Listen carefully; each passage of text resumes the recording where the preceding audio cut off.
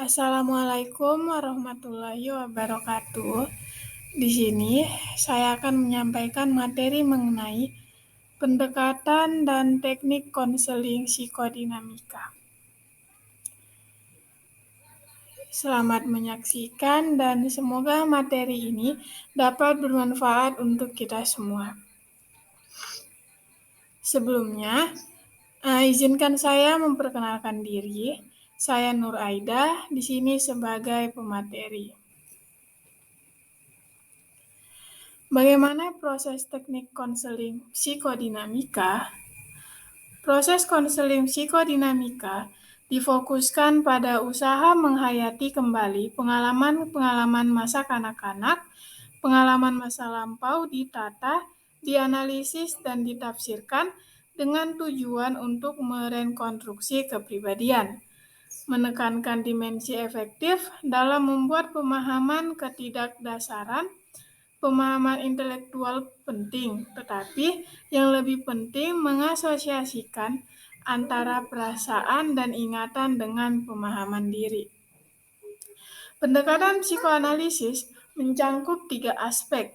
Yang pertama, sebagai metode penelitian proses-proses psikis. Yang kedua, sebagai suatu teknik untuk mengobati gangguan-gangguan psikis. Dan yang ketiga, sebagai teori kepribadian. Psikoanalisis mempunyai 3 penerapan. Yang pertama, suatu metode penelitian dari pikiran. Yang kedua, suatu ilmu pengetahuan sistematis mengenai perilaku manusia.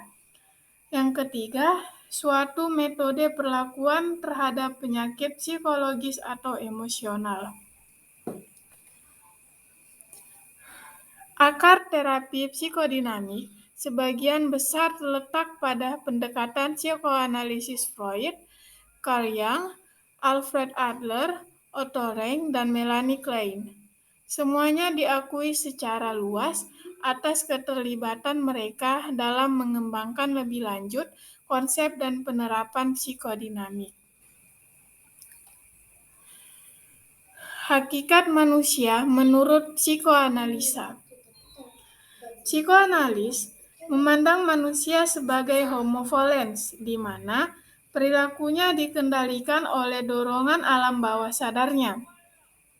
Secara singkat, menurut pendekatan psikoanalisis, perilaku manusia adalah hasil interaksi dari 3 pilar atau komponen kepribadian, yakni komponen biologis, psikologis, dan sosial, yaitu id, ego, dan superego, atau unsur hewani, rasional, dan moral, hewani, akali, dan moral. Yang kedua, struktur kepribadian manusia menurut psikoanalisis.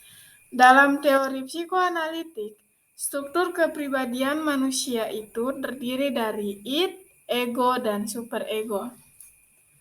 Id adalah komponen kepribadian yang berisi impuls agresif dan libidinal, merupakan bagian tertua dari aparatur mental sekaligus merupakan komponen terpenting sepanjang hidup.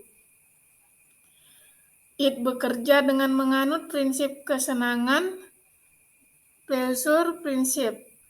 Ego adalah bagian kepribadian yang bertugas sebagai pelaksana, berperan sebagai eksekutif yang memerintah, mengatur, dan mengendalikan, serta mengontrol jalannya id, superego, dan dunia luar. Penengah antara insting dengan dunia luar dengan menilai realita dalam hubungannya dengan nilai-nilai moralitas. Prinsip kerja ego menganut prinsip realitas. Superego adalah bagian moral dari kepribadian manusia, karena ia merupakan filter dari sensor baik, buruk, salah, benar, boleh, tidak, sesuatu yang dilakukan oleh dorongan ego. Di sini, superego bertindak sebagai sesuatu yang ideal, yang sesuai dengan norma-norma moral masyarakat. Selanjutnya saya akan menjelaskan secara rinci mengenai id, ego, dan superego. Id merupakan Struktur yang kita bawa sejak lahir dan bersisikan sebagai potensi bawaan, termasuk naluri-naluri yang umumnya tidak kita sadari. Di dalam id, terdapat dorongan-dorongan naluriah yang cenderung primitif dan menimbulkan ketegangan karena menuntut untuk dipenuhi. Untuk memuaskan dorongan-dorongan id, menggunakan dua mekanisme tindakan refleks dan proses primer. Dorongan naluriah dibedakan menjadi dua, yaitu yang pertama naluri hidup atau libido yang merefleksikan kebutuhan id mengejar kesenangan dan menghindari ketidaknyamanan. Yang kedua, naluri mati atau thanatos yang merupakan dorongan-dorongan agresif yang negatif yang dapat mencelakakan diri sendiri atau orang lain. Selanjutnya, ego. Ego berfungsi untuk membantu id memenuhi dorongan-dorongannya secara nyata dan bukan hanya sekedar membayangkan atau melamun. Ego tidak hanya membantu memenuhi kebutuhan id, tetapi juga merintangi atau menolak dorongan-dorongan yang tidak diizinkan oleh norma atau kode moral yang ditekankan oleh lingkungan sosial. Ego merupakan aspek eksekutif atau pengendali atau pengatur dari struktur kepribadian. Yang terakhir, superego. Superego merupakan aspek kepribadian yang berisikan nilai-nilai atau kode moral masyarakat yang internalisasi oleh anak melalui pendidikan orang tua. Manusia yang mengikuti arahan superegonya cenderung bisa menyesuaikan dirinya dengan baik, namun mungkin menderita karena banyak dorongan kesenangan yang tidak terpuaskan. Sebaliknya, manusia yang kurang mendengarkan superegonya cenderung biasa memuaskan dorongannya, tetapi seringkali ditanggapi rasa bersalah, malu, dan cemas. Superego berfungsi membatasi dorongan-dorongan id dan mengendalikan ego agar tidak melakukan tindakan yang bertentangan dengan kode moral atau norma masyarakat. Pribadi yang sehat dan pribadi yang bermasalah menurut psikoanalisa. Pribadi yang sehat menurut psikoanalisa, pribadi yang mampu menyelaraskan antara id, ego, dan superego, sehingga dalam pribadi secara utuh, manusia tidak mengalami masalah-masalah yang berhubungan dengan kecemasan.